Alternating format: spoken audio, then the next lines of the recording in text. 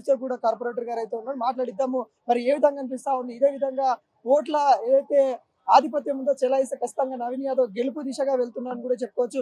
అన్న ఎట్లా చూస్తా ఉన్నారు? చాలా సంతోషము.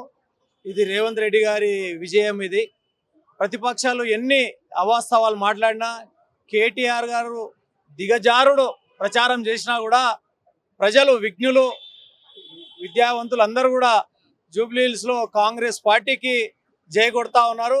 తప్పకుండా నవీన్ యాదవ్ గారు దాదాపు 20,000 పైచిలకు మెజార్టీతో గెలవబోతున్నారు. ఇది మొత్తము విజయం వెనుక మొత్తము రేవంత్ రెడ్డి గారే. ఎందుకంటే ప్రజలకు రేషన్ కార్డు ఇచ్చారు, సన్నబియ్యం ఇప్పించారు, పేద ప్రజలకు, మహిళలకు ఉచిత బస్సు ఇచ్చారు.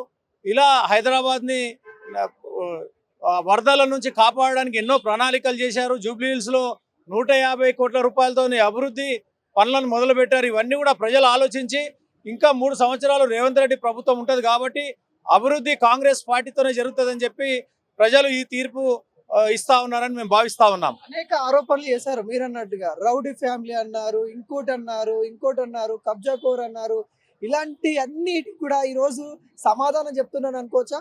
తప్పకుండా ఇది బీఆర్ఎస్ పార్టీకి, ముఖ్యంగా కేటీఆర్కి చెంప పెట్టు. ఇది ప్రజాస్వామ్యంలో మీరు చేసిన అభివృద్ధి, కాంగ్రెస్ పార్టీ చేస్తున్న ఏదైనా విధానాలు నచ్చకపోతే విధానాల మీద మాట్లాడాలి, కానీ ఒక వ్యక్తిని టార్గెట్ చేసి ఆ విధంగా మాట్లాడడం దిగజారుడు రాజకీయాలు చేసినటువంటి కేటీఆర్కి చెంప పెట్టు సమాధానం జూబ్లీస్ ప్రజలు ఇస్తా ఉన్నారు. కుటుంబ కలహాలను కూడా తెరపైకి తీసుకొని వచ్చారు అనే విషయాలన్నీ తెలుస్తా ఉన్నాయి. వీటన్నిటిని ఎలా చూస్తాం? ఆ కుటుంబ కలహాలు దివంగత ఎమ్మెల్యే గారి పర్సనల్ ఇష్యూ. మేము ఎక్కడ కూడా వారి కుటుంబ కలహాలని క్యాచ్ చేసుకోవాలి, ఓటు రూపంగా మార్చుకోవాలని ఎక్కడ కూడా మా రేవంత్ రెడ్డి గారు కానీ, మంత్రులు కానీ, అభ్యర్థి కూడా ఎక్కడ కూడా వాళ్ళ ఇంటి విషయాలు ఎక్కడ కూడా మేము ప్రస్తావన చేయలేదు.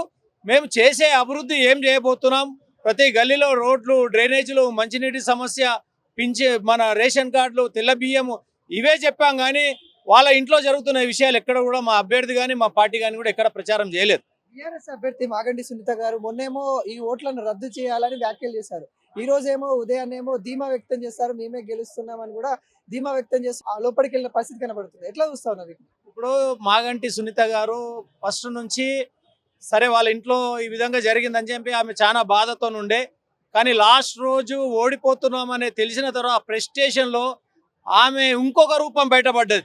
ప్రజలంతా అమ్మ ఈమెగా మేము ఓటైంది బతికిపోయినామని ఇప్పుడు ఫీల్ అవుతారు. కొంతమంది వేసిన వాళ్ళు కూడా ఇప్పుడు ఫీల్ అవుతారు. ఈమె నిన్నటి వరకు ఒక రూపం ఉండే, ఇప్పటి వరకు ఒక రూపం వచ్చేసింది.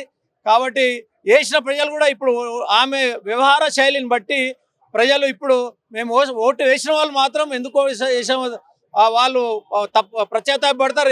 వేయని వాళ్ళు మాత్రం అమ్మ మేము వేయలేదు, నవీన్ యాదవ్కి వేసినాం, రేపు పొద్దుటి నుంచి మాకు నవీన్ యాదవ్ అందుబాటులో ఉంటాడని ప్రజలు ఆలోచిస్తూ ఉన్నారు.